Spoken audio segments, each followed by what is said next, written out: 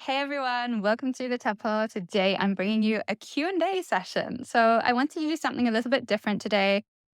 And so many of you have asked me so many questions over the last few months, and I've got a bit snowed under and haven't been able to respond to everybody. So I thought, right, let's jump in, do a Q&A session and help you as much as I can. Also, you get so much more detail in a Q&A session than you would do if I just answered your question on an Instagram story. So in this video, then, there are questions that are ranging from how to believe in our twin, how to take care of our health in separation when you've got loads of trauma going on, and some questions about killing your twin flame. So, should you block your twin flame? And yep, why is killing your twin flame actually a crime? Genuine question. So, also, what to do if your twin flame if there's a financial disparity between you?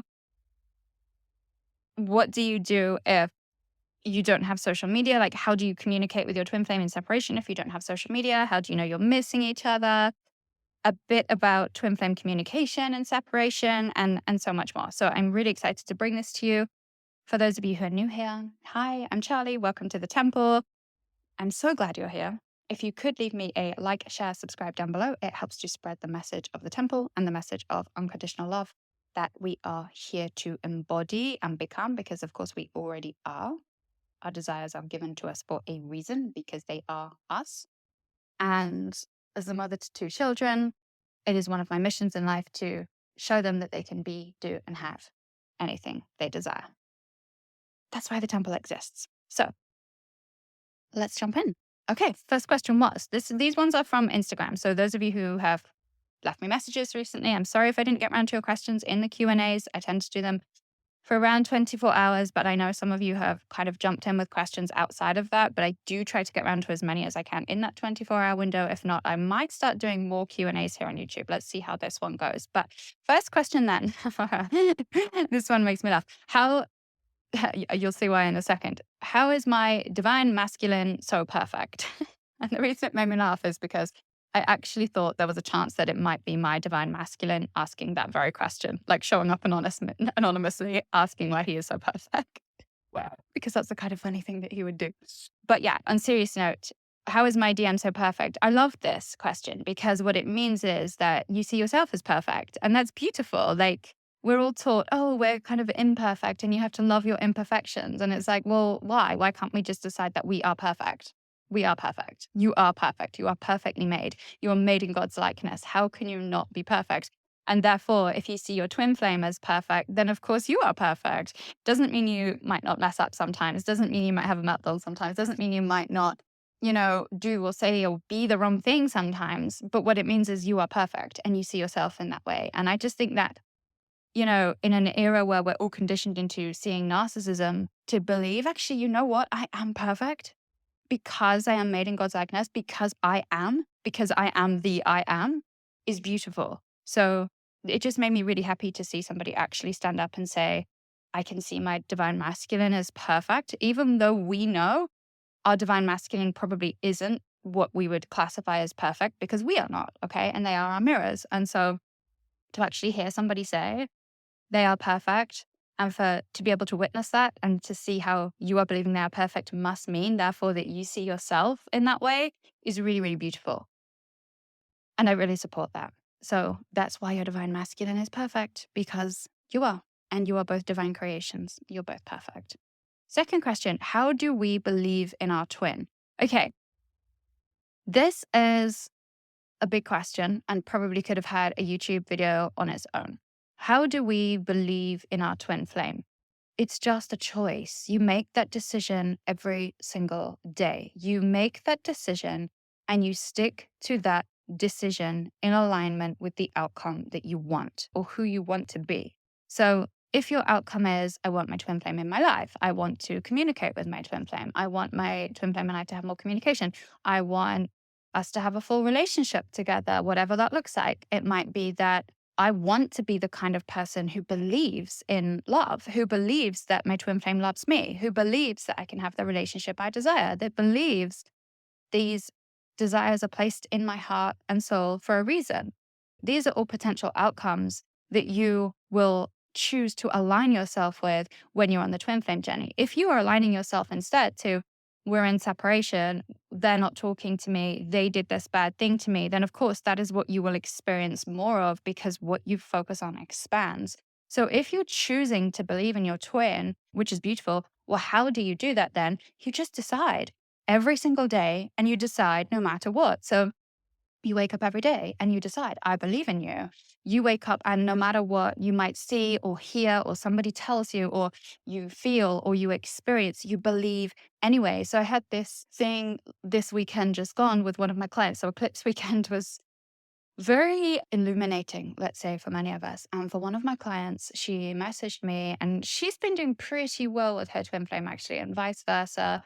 And she actually said to me, I just feel like he's gone. And I said, well, what are you talking about? And they had a conversation last week on the phone. They'd seen each other the week before. They had a conversation last week. Then they had a text conversation the next day, and he'd gone dead silent and not replied at all, which is quite unlike him. And so she said, I feel like it's gone. And I said, but that's your interpretation of a feeling. And if you're believing that, then you're confirming that by saying this, and then you're continuing to reconfirm it. And actually, that's not what I see as a coach, as somebody with an outside perspective. What I see is that he's just gone quiet to figure things out. There might be something else that is gone or is going in his life. He may be releasing other things or other people or other circumstances. What you don't want to be doing is attaching the meaning of they are leaving you, or the connection has gone in some way, because I don't think I've ever seen in true twin flames that be the case. And it means that you're in a lack of trust. And actually what happened with my client was he ended up messaging her yesterday. Everything was fine. There's nothing wrong. But she'd felt that, and she was aligning to that version of herself who was being left, who was being abandoned, who was being walked away from, who was receiving an ending. I said, no, we can't see it in this way. Why don't you just choose to believe instead that maybe something is ending, but it's nothing to do with you? Because in almost 100% of cases, I've never seen a twin flame leave another twin flame, ever in any of my coaching capacities. So how do you believe in your twin? You just choose to commit, no matter what you're feeling, no matter what you might be seeing in the 3D, no matter what somebody might be telling you, no matter what past experience, even how terrible you've had with your twin flame, you just choose. No matter what you're being confronted with. This is why Neville Goddard says you have to deny your senses. We are given our senses, our 3D senses, our sight, our hearing, whatever, to keep us safe. That was the original function. But now they have, and I've talked about this in another video, kind of ballooned into this mammoth kind of definition of truth, where what we are seeing and hearing, we have come to believe as real. It's not real. You decide the reality. So what is currently playing out in front of you is not real. It's a reflection or a creation or a projection of all of your past beliefs and your past stories. So you have to deny your senses, deny what is showing up in front of you, deny what you're hearing, and especially what other people are telling you, right? So many people get involved in this journey. And sometimes we need that. Our ego needs that often at the beginning. Like, we kind of are learning to trust ourselves on this journey. But what can happen is so many people, get in your ear and say, oh, isn't that enough now? When are you going to draw the line? When are you going to walk away from this? When are you going to see you're not receiving enough? Oh, yeah, you've really gone too far this time. You've really hurt that person. You really shouldn't have done this, or you shouldn't have said that. And, that's probably it now. You should probably just leave it. Oh, so many people have things to say about this connection. And again, this is where you have to deny everything and you say, no, you don't have to tell it to other people. You just know internally. It's an internal decision. I choose to believe in my twin. I choose to believe in us. I choose to believe over and over and over again. And that's the only way you do it. This is the only way you crowd out all the negative thoughts, all the negative past experiences, all the negative beliefs, all of the things people say, all of the things you will see, even knowing that you created that as the creator, as God's image. Creation flowing through you, to you and through you, and projecting out into the world. In order to shift that, you just decide and you just keep recommitting. And this is what commitment really is. Again, we've taken commitment to mean, commitment to me kind of like being shackled to another person, even if you are being, traumatized or abused, or you're facing some sort of unhappiness. We've come to believe that there is virtue and value in staying there in that position anyway. And actual true commitment is committing to your belief system. And it's committing to what you want to unfold, no matter what your senses are showing you. And again, trusting in the senses that we haven't really been taught about. So your sixth sense, your ability to stay grounded, to stay rooted in your beliefs. These are so powerful.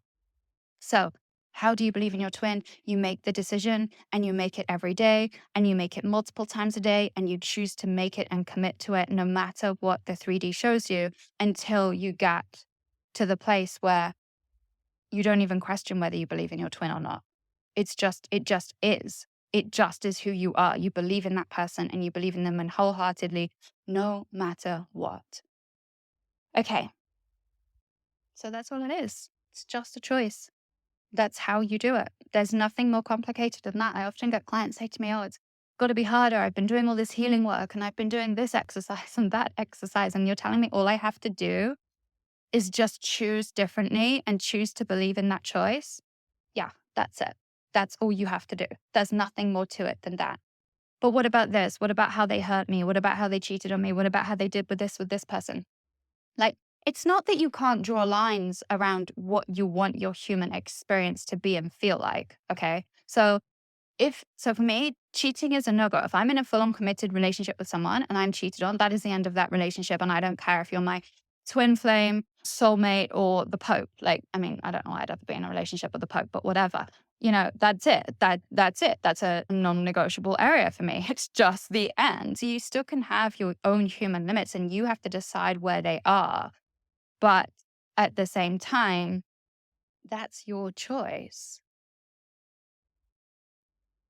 So a lot of clients will say to me, can it really be this simple? Like, I just have to decide. What about all the healing work? What about, the EMDR and the trauma therapy and the talk therapy and, learning masculine, feminine energy and learning all of these ways to manifest? And what about? What about what he did? What about what she said? What about how he showed up? What about what she did? What about this thing that I saw? What about this thing that we went through? None of it fucking matters. What matters is, who do you want to be? Who do you believe your twin to be? Who do you want to see your twin as? What do you want your experience to be? You decide and you commit to that, and you stay faithful to that, to your vision, to yourself, to your truth. And you hold on to that regardless. That is it. Okay. I think sometimes we just try to make it hard. Like, we're so conditioned into, and I was talking to one of my clients about this recently, she's gone through a lot of struggle in her life. And I'm like, this doesn't have to be struggle. This is where you get to say the struggle ends. This is why your twin flame exists, to show you it doesn't have to be hard. You don't have to work hard at anything to be successful. That's a myth. You don't have to work hard at this relationship. You don't have to go through years of healing. You don't have to go through XYZ processes, therapy, to be healed or to be fixed. And in fact, sometimes I've seen people go through years and years of therapy and still show up as the same person when it comes to a relationship, because, it doesn't necessarily change your belief system. And your belief system creates the reality. It does not have to be hard. It can literally be that simple. Okay. How to take care of our health. Question 3, how to take care of our health in separation when a lot of childhood trauma healing is going on. Well, you just do whatever you need to do. So if I feel tired, I stay in bed. If I'm hungry and want to eat a particular thing, I'm hungry and I eat a particular thing. Like, you know how to take care of yourself on a basic level. I mean, you'd have to be living under a rock to not know how to take care of yourself, because we're swamped with information telling us how to take care of ourselves. You already know what to do. And so, again, the key thing is just believing that you're healthy, believing that you've got the capacity to process whatever you need to process. Believing actually that you're already healed is key, because again, this is where people really struggle. It's like, oh, I feel you're dishonoring my healing process. I feel you're bypassing what I went through. I laugh because it's like, if you actually knew what I went through, then maybe you wouldn't say that, because you would understand what I had to go through in order to be able to come out of the other side and even say this to you in the first place. Okay. But everybody's experience is personal and relative to them. I get that. But what I am here for is, when you are ready to stop sitting in that state of, I'm healing, this happened to me, this happened to me, this happened to me, they did this big bad thing to me. He did that to me. She did that to me. He said that. I'll never get over that. I can't believe he did this. When you're ready to get beyond that, what I am here for is when you are ready to stop sitting in that state, because all that does is continue to create a version of you who has experienced that. And if you want to stay in that position, that's okay. That's where you've chosen to be at. It is not my job to make you try to see differently. When you're ready to move beyond that, it can be lightning fast. It really can. You can just decide. I had a really, really not great weekend a couple of weekends ago. Really, really not great.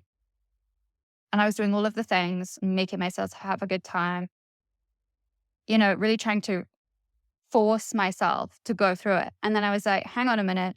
I can see what's happening here. And it was linked to an experience that I had in the past. Okay. And I was choosing at that point to push myself through things, which for me meant that I was identifying as somebody who had that thing happen to them and had to push through in order to, get to some kind of feeling good place. The point was I was continuing to identify as a person who had that happen to them. And when I realized that, I was like, oh yeah, hang on. I can just choose actually to be the version of me who did not have that experience, who that happened completely differently to how I remember it, to revise that experience completely. And if you're new to revision, let me know in the comments below. And I'll talk to you about my experiences with revision, which have been very up and down. And again, when you're choosing to create new versions of yourself and you're choosing to create new experiences for yourself, it's not always going to be a linear path, right? You're not always going to go up and up. It's okay to go up and down. And a few weekends ago, I went pretty down and almost forgot that I was the new version of me who no longer had to align to those experiences, to victim state, to victim mentality, to powerlessness. No. Fuck that. When I realized what happened, it was, I don't have to choose that version of me anymore. And this was only recently. This was this week, right? I tried to get there last week. I tried to push through. Now I'm there. And it's like, it's okay to go through these steps where you maybe fall backwards and you reassociate yourself with being that person who had those things done to them. My bad childhood, my bad experience, this person did this to me. And I don't say those things dismissively. Like I really do not. This isn't coming from somebody who's just had an education in psychology and tells you what to do. I have been through these experiences, but I have not been through them in your shoes. But I can share from my perspective what that means and how to move beyond it. And how I have moved beyond it is this: I refuse to keep being that version of me that had those things happen. I choose from this point forward somebody different. None of those things happened. Why would I choose to continue to believe those things happened to me? Why would I continue to believe those things have power over me? Sure, I could be that version of myself that honors those experiences if I want. That's fine. I can give myself a nice little ceremony every year on the anniversary. I can give myself, inner child healing because I believe my inner child was so wounded from childhood. I believe that I can, continue to align that version to the version of me who wants to celebrate those things and be grateful that I am the person that I am because of those experiences. Or for me, I can just choose to be a completely different fucking person with completely different fucking experiences right now. And do not give those things any power because those things did not happen in this version of me, in this reality. And if that feels like bypassing for you, cool, this message isn't for you then. And that's okay too. You can honor where you're at. This is your journey. I'm not telling anybody else how your journey should be. I'm sharing my experience of how I choose to come back to health when there is a lot of childhood trauma healing going on. I just keep refusing to allow that to become that version of me continuing to play out. Why would I want to continue to see myself as somebody who is healing when you could choose the version of you that is healed? Why would I continue to choose the version of me that is healed when I could just choose the version of me who has had a beautiful childhood, who had incredible experiences happening to them, who has an incredibly perfect divine masculine twin flame, who has an incredibly, successful, beautiful community right here at the temple who are healed? Why would you continue to align to that version of you that I no longer wish to experience? And if that feels like gaslighting to you, if that feels like bypassing to you, that is okay. There probably was a point on my journey in a previous version of me who would have also felt that way, but I am not there now. And the reason I'm sharing that with you is because when you are ready, you can then choose to align. You can then choose to quantum jump. You can choose a different version of you. We're all holograms. We're made up of light. Our bodies aren't made of light. My degree is in photography, photographic arts. Everything is made of light. Everything is made of waves of light. You can shift, you can change, you can shimmer. We are light bodies. You do not have to continue to identify with false memories. You can create new ones, but it's your choice. And I know a lot of people will find this problematic. Don't give a fuck, because I'm not trying to tell you that this has to be your experience. For those of you who are ready to hear it, I want to be here for you to tell you, you don't have to keep aligning to that version of you. The poor me, the broken story, the victim. Let's parade my story all over social media about this bad thing that happened to me and how I overcame it. Great, but I'm still sitting in that story if I do that. I don't even like talking this way about it, because it's like it didn't happen. So there's nothing for me to talk about. But the reason I'm sharing it in this way is so you can see how someone else has gone through absolute shit and turned it into gold, because that's what I've done. So, and all you do, there's no magic process.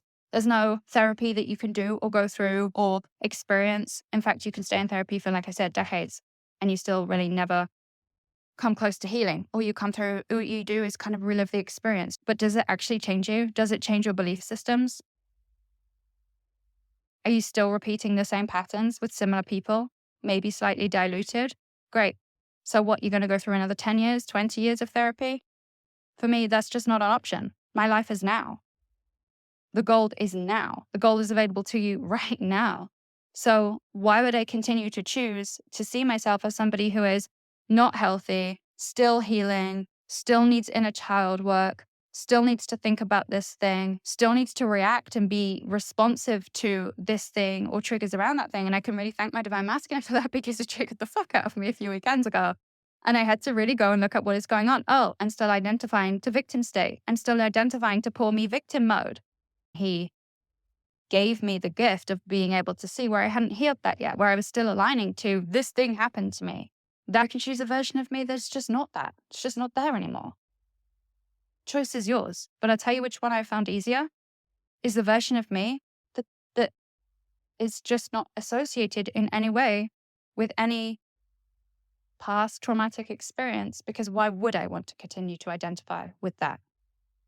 When I can create an entirely different state, entirely different memories, entirely different frequencies, an entirely different future, why would I want to ground my future in a trauma-rooted past? That makes no sense to me. How does that create the future that I want?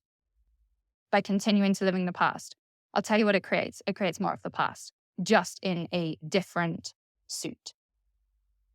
No, that was not for me.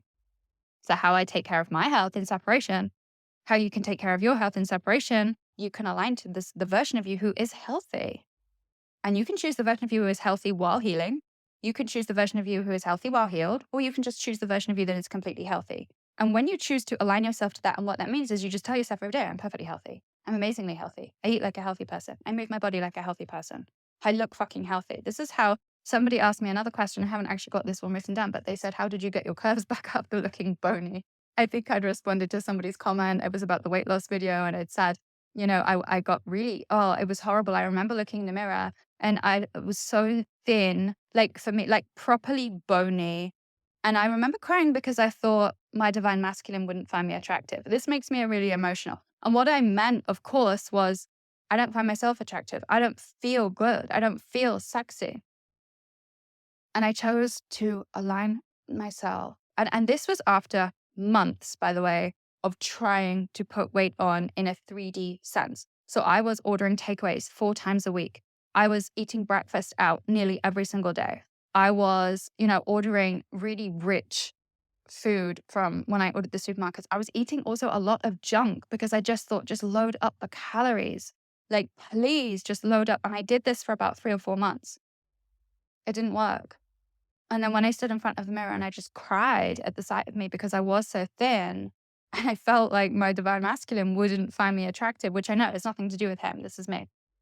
He's only ever been complimentary about, my body or whatever. And In fact, he was very complimentary. He said I was perfect, and I kind of melted at that once as well. And it was just a very genuine, beautiful thing. So it really was nothing to do with him. He's never made me feel inferior in that way whatsoever, in the way that other people might have done. And so I knew it was coming from me. And this is the thing. What I meant was, I don't find myself attractive. And so I had to choose at that point to believe, to deny the senses. So it all ties in, to deny what I saw when I looked in the mirror and believe I'm so curvy. I love my curves. I love my boobs. I love my hips. That is when I started to put weight on without doing anything differently, because I chose that version of me that was curvy. And it's that simple. Going back to what I was saying, all you have to do is believe you are that way, and that is what will unfold. I aligned to that version of me who was curvy. Whereas previously I was kind of in the mirror going, I'm so skinny, I'm so thin, I can't put weight on, I don't know what's wrong with me. I'm buying all this food, you know, as somebody who is trying to put weight on. So of course I was always trying to put weight on. As soon as I had that moment in the mirror when I decided I'm curvy and I love it, I love my muscle tone on my stomach and my legs, I love my bum, right? That's when it all changed. That's when my curves started coming back. And now I don't even think about what I eat anymore in either sense, because it's not about that. It's not about the 3D. I just refuse to see myself from that point onwards as somebody who was skinny, looked unhealthy, looked unattractive. I just refuse to align to that version of myself. So it's the same. You choose. You get to choose. You're the creator. Okay. So that was a big, long answer to that question. I need some water. Okay. Number 4. How to come back to love. I'll tell you why I'm laughing again. How to come back to love for your divine masculine when reality just tells you the opposite repeatedly. I'll tell you why this happens. This happens all the time with my clients. Until they get to a certain point. And it's usually they have a bit of a meltdown and a breakthrough. So, and this could also be for divine feminines. How to come back to love for your divine feminine when reality just shows you the opposite repeatedly. Okay. Because I know a lot of divine masculines now are at the stage when they're believing in their manifestation power. They can see how they can create something differently. They're really starting to engage with the healthy masculine, the one that has a desire. This is how you manifest, to engage your divine masculine, your inner divine masculine with a desire. You decide, I want this to happen. And then you drop into your feminine very quickly and you decide, I'm allowing this to unfold. I don't need to control it. I don't need to do anything in the 3D. Divine masculine probably does take a little bit more action because they are embodied in the masculine energy in the 3D. So they actually do something. Usually they are the ones to reach out or to show up in some way because they are more embodied in the healthy masculine. However, going back to what I was saying, what I'm seeing right now is before most people get to that point when they're aware of their power, divine masculines in particular are also trying to find a way to be with their feminines. So I'm seeing this with many masculines right now, and many masculines are right on the edge of being in full union with their feminines. So how to come back to love for your divine masculine also applies to the feminine. Like how to come back to love for your divine feminine when reality is telling you the opposite repeatedly. And in fact, I'm seeing the feminines being a lot more volatile this year than they ever were before. Previously, it was the feminines, very, very steady, very, very strong, they were able to see beyond the divine masculine presentation, or, whether there was silence, separation, social media, whatever was going on, they were able to stay very strong, very rooted. I feel it's flipped. It's the opposite. It's actually the masculine who is able to, on the whole, stay a lot more strong. He is the tree in this connection right now at the moment. And so actually, I feel probably the question is more for the masculines really here, is how to come back to love for your feminine when reality just tells you the opposite repeatedly. Because this is the kind of question that I was asking myself maybe back in 2021, and probably a lot of my clients were as well, right? We were seeing the opposite. And it's like, do I really trust myself here to believe in this person that is consistently over and over and over again showing me the opposite, showing me they don't care, showing up with volatility, showing me instability, showing me reactivity, showing me they're out having the time of their lives, showing me that they are with other people, showing me that they are, whatever it was 2-3 years ago, maybe it was really the feminine who was asking this kind of question. Now I see this more typically from the masculines, or not, or feel this is more from the masculine perspective. But how to come back to love for your divine masculine or divine feminine then when reality tells you the opposite repeatedly? Again, it's just a choice. So, I mean, you've already made it. That's why you're here asking the question. You want somebody just to confirm for you that you can stay in love for your DM or your divine feminine. But this is your job, is to be able to not need that confirmation, not need that affirmation. Your job is to be the tree, both of you, rooted in that love, rooted in the truth, rooted in what you're here for, rooted in your purpose, rooted in unconditional love.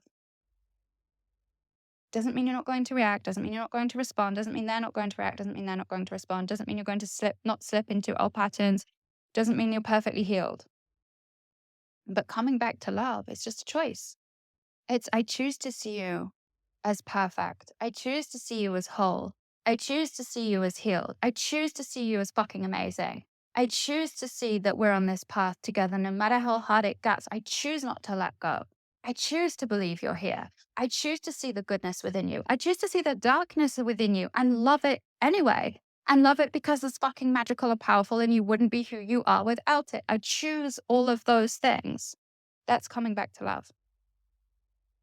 You make these choices. You do know how to do this. You signed up for this. You chose this. You just keep choosing. You do not let fear win. Perfect love casts out fear. So I give my clients the exercise, sit down and write out a list of 20 to 30 things that you absolutely love about your divine masculine or divine feminine. So, and I've done this with both divine masculines and divine feminines. And even if it's been months, maybe even years since you've had contact, I want you to write down everything that's good, because I'll tell you what's going on when we're looking at the 3D, something that's happened, something that somebody said, or even just the silence for some twin flames can be triggering in itself enough to be able to say, you know what, I'm done. I'm walking away. I can't do this anymore. I don't believe anymore. Okay. That is when you really need to sit down and ask yourself, well, why am I here with this person in the first place? What do I believe? Tell me, write down 10 beautiful things that they said to you, 10 beautiful memories that you shared, 10 things that blew your mind, 10 things you love about them. Because what you're doing when you do that, you're bringing yourself back to love. You are crowding out the fear or the event or the thing that they said or the thing that they did or the thing that so-and-so told you. People love to talk. So many people love to have an opinion based on what their beliefs are. However, if they're very close to you, it can be easy to take that on as your own, right? Remember, don't let poisonous seeds be planted in your ground. This is why you build fences, okay? It's not to keep out your divine masculine. It's to keep out people who are trying to plant poison. Okay, so it's energetic. So this is how you come back to love. You crowd out the fear. You crowd out the doubt. You crowd out your own negative thoughts that have started to sprout. You pull out the weeds. This is how I described it to my client. When you're doing this, you're pulling out weeds and you're replacing them with good, strong, healthy seeds. I love my twin because of this. He said this, she said that, he did this, her smile, his, I don't know, hands, whatever. It doesn't have to be some big, huge memory or event. It can just be something cute, something sweet, something magical, anything, everything. And most of my clients cry when they do this. I'm crying now thinking about it. I'm not, but I'm on the verge because it's beautiful. And this is where you get to see, fuck, I've let fear just take over so much. Do it. Write it down. Write down everything you love about that person. Write down everything they've done for you. And really challenge yourself to go through it. So it's easy to write down 10 things. I love their smile. I love their eyes. I love the way they speak, walk, whatever, right? It's easy to write down 10 things. It's probably easy for you to write down 20 to 30 things. I want you to write until you run out of things to write, and then challenge yourself to write 10 to 20 more, because that is when you find the gold. That is when you bring up a memory that you thought was forgotten. That is when you really access the things that are really special beyond the surface. The things that nobody else knows, the things that bind you together, the things that brought you together, the things that keep you together, the things that you love. truly on a soul level. So this is what really expanding an energetic container is about, like expanding your capacity for love and really bringing yourself back into love is always about challenging yourself to feel more of it. And you do that by crowding out the fear, by crowding out the voices, by crowding out the 3D, by crowding out what you saw, heard, got told, what other people believe. You bring yourself back to love by focusing on all of the good. And you make that choice and you do it over and over and over again. Not necessarily the list, although I do like people to make that list repeatedly, but the choice. I choose my twin as this. I choose my twin as that. I choose to believe this about them. I choose to overlook that. I choose to align to this version of them and to me. And because, of course, that's what it's really about. This is about you showing yourself more love. Like, I am always amazed, completely amazed by how much love I have for my twin. And I'm so fucking proud of myself for being able to expand the amount of love that I am capable of giving and receiving. Because, of course, if you can give to that level, you can allow yourself to receive to that level. I'm so fucking proud of myself because I can love. I've shown myself that I can love in a way that I never thought was possible.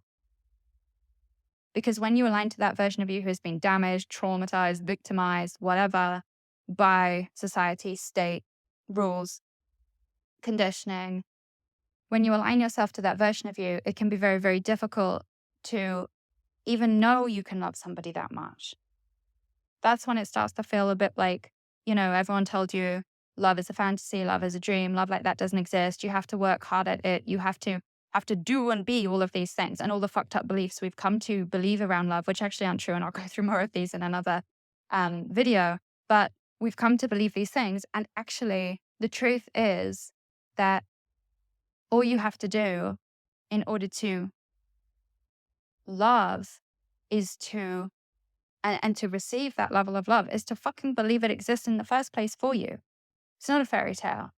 Like, love at first sight does happen. I think I told you this before. My divine masculine knew he was in love with me. I think it was probably instantly. He said it was within a week.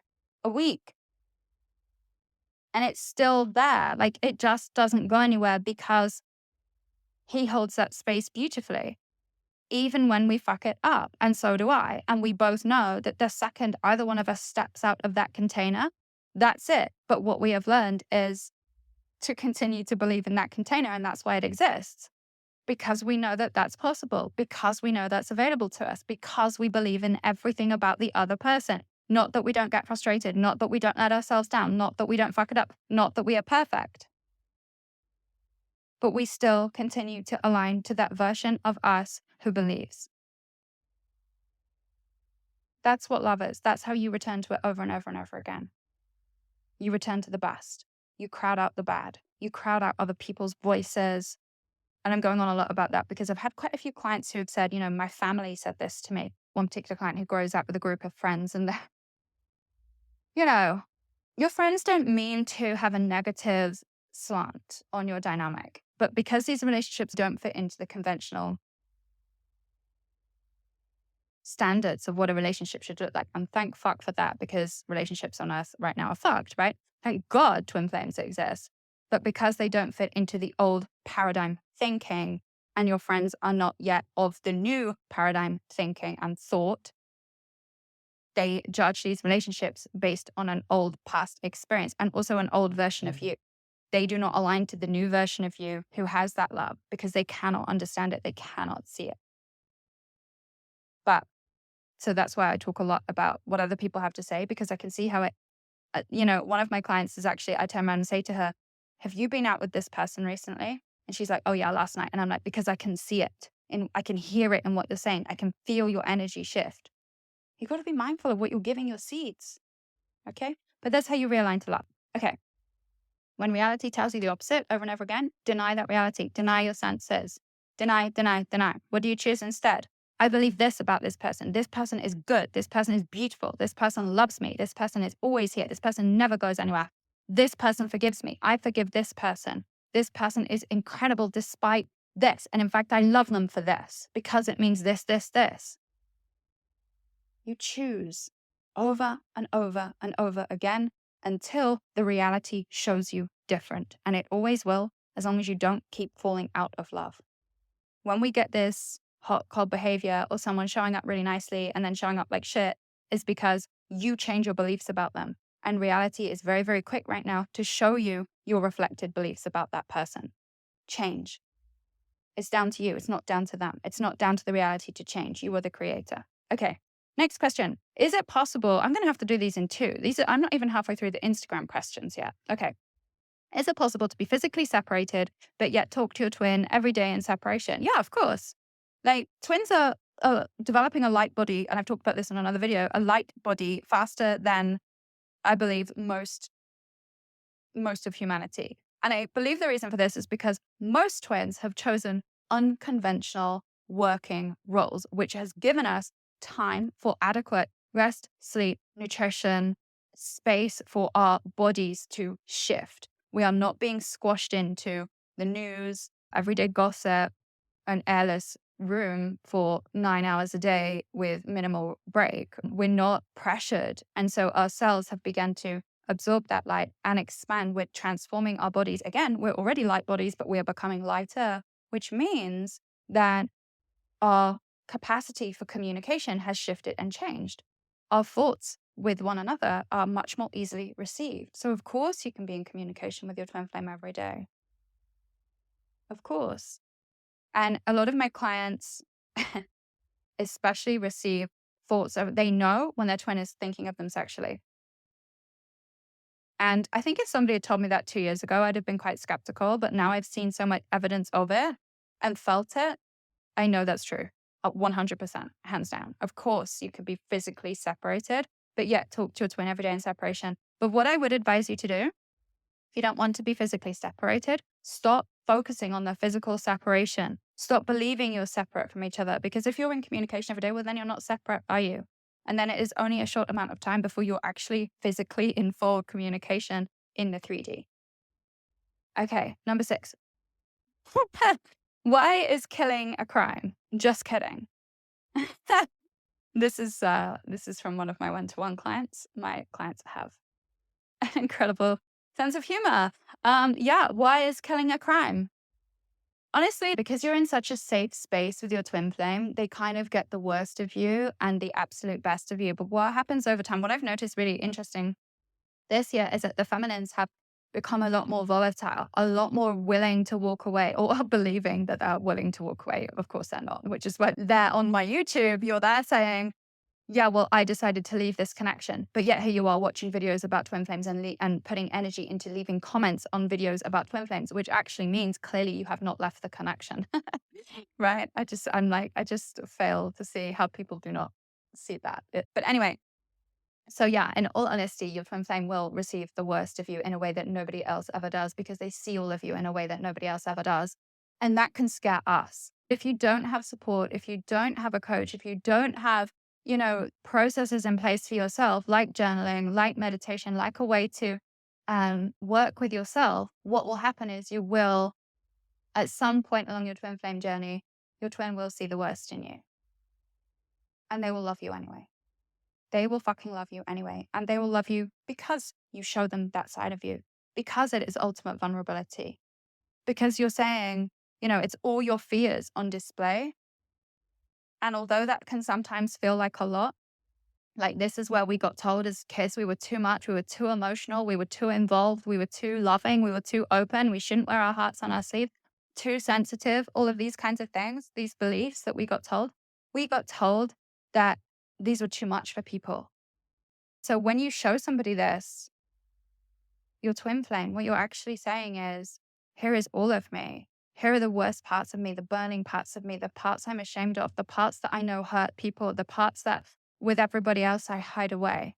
And here I am, all of me.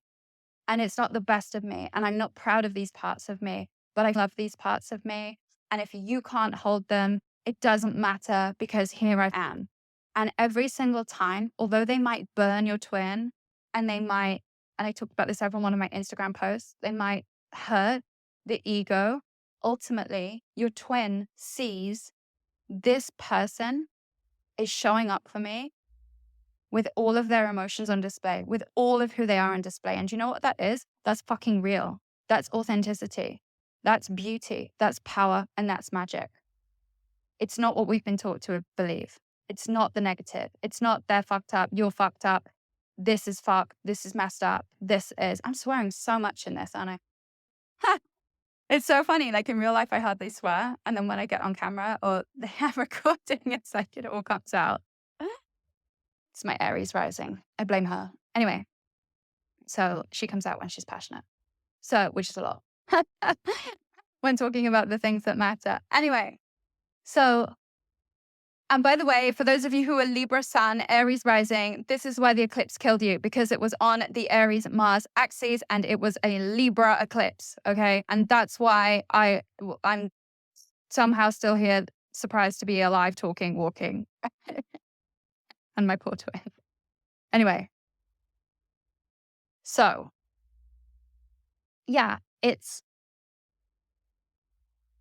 beautiful to be able to show all of your emotions and know the other person is not going to be scared. They're not going to be damaged. They're not going to be hurt. They're strong. They really are, because they wouldn't be able to receive that. They might lash out in retaliation. You might then see the worst of them, and your ability to stand there and see beauty in that moment and see the power and see the truth and see the realness and see the side of them that they feel safe to show to you. That's the thing.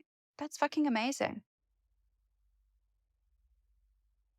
The thing is being able to transform that, being able to transmute that. And no, it's not a regular everyday occurrence. Actually, I see a lot of my clients who have this big meltdown with their twin and then they get the breakthrough. It's like, I had to really trust I could show you and give you all of the parts of me. I had to really trust that I could be fully myself with you. And I had to fully trust that you weren't going anywhere. I had to show you this side of me. Like, please forgive me for showing you this side of me, for showing you the parts of me that I knew would hurt you. Because I trust you, because I feel I can, because I feel open. Here I am in all my vulnerability. I trust you. And the other person is saying, here I am back in all of my vulnerability, doing the same thing. I see you. I see your authenticity. I see your realness. I see all of your emotions. I have space for it. I hold it. I love it anyway. Again, this is how you return to love. But in those moments, it can feel like, I want to fucking kill my twin. Right?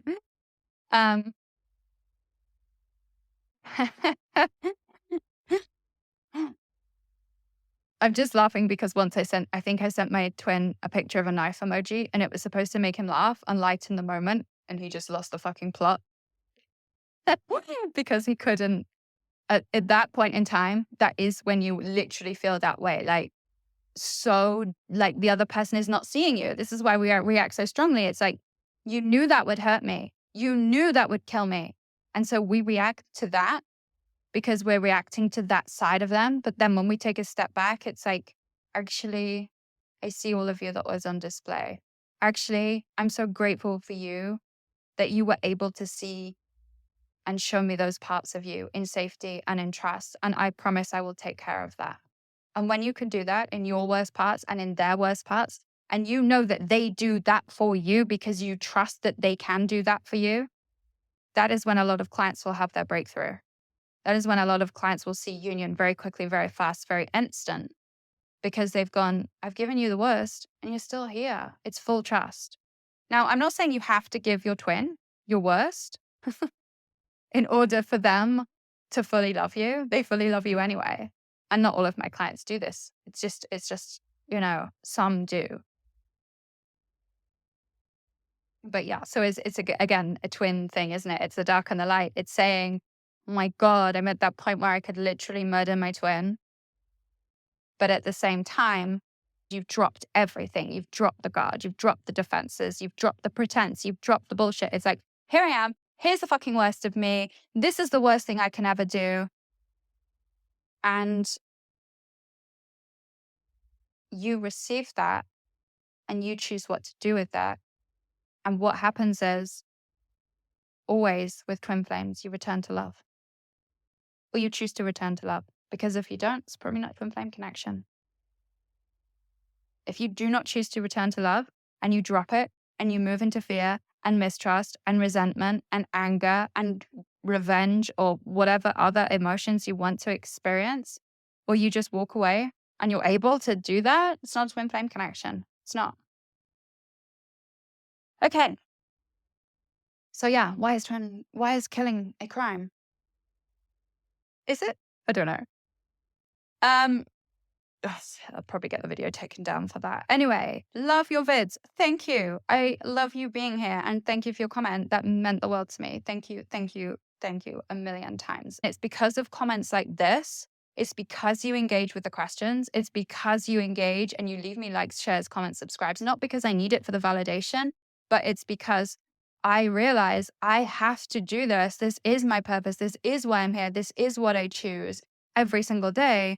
That with your support, that's what, enables me to show up. So really, thank you. When I say thank you for building the temple, like, we are all building the temple of each other here, including me. I've never wanted to be a guru. I don't give a shit about being a leader or like saying, oh, you've got to do things my fucking way in my fucking community. You've got to show up like this, because I just don't give a fuck about being, a leader. I think we're moving out of the age of narcissistic leaders. And that essentially is what, being an online guru who says, look at me, look at my achievements, look at what I've done in the last 12 months, 6 months, 3 months, look at what I've achieved. Like, and you can follow these step by steps and you can do this too. Bullshit. It doesn't work like that, because then everybody's energetic imprint is different. I'd much rather be down here. Like, you didn't see Jesus putting himself on a pedestal, right? He was down amongst the people for a reason. So I have no desire to be on a pedestal or to be a guru or to be like leader of the temple. I couldn't give a shit about any of that. I want to be sharing my sometimes very painful but very real experiences with you, because this journey, if you're looking to a guru or to a leader to guide you through it, well, they're probably not walking in authenticity, because this journey never fucking ends, because it's the journey of life. You are here to learn it. I am here to learn it. I hope I never get to that point where I go, yeah, I'm done, I'm finished, that's it, because that's probably the day that I die. I always have more to learn. I'm always open to learning. I want to be with you, by your side, not a head on some bloody golden pedestal or a throne telling you, you do this way in my community. No, I'm as grateful to you for showing up here as you are for me. Like, I really, truly am. So I'm glad you love my videos. They are our videos for all of us in the community here at the temple, with love and thanks from both me and my twin. I'll talk to you all soon for the next Q&A. So I will do another one next week with everybody who has left me questions on YouTube. I'll talk to you all soon. Watch out for the masterclass coming this weekend. Lots of love. Bye.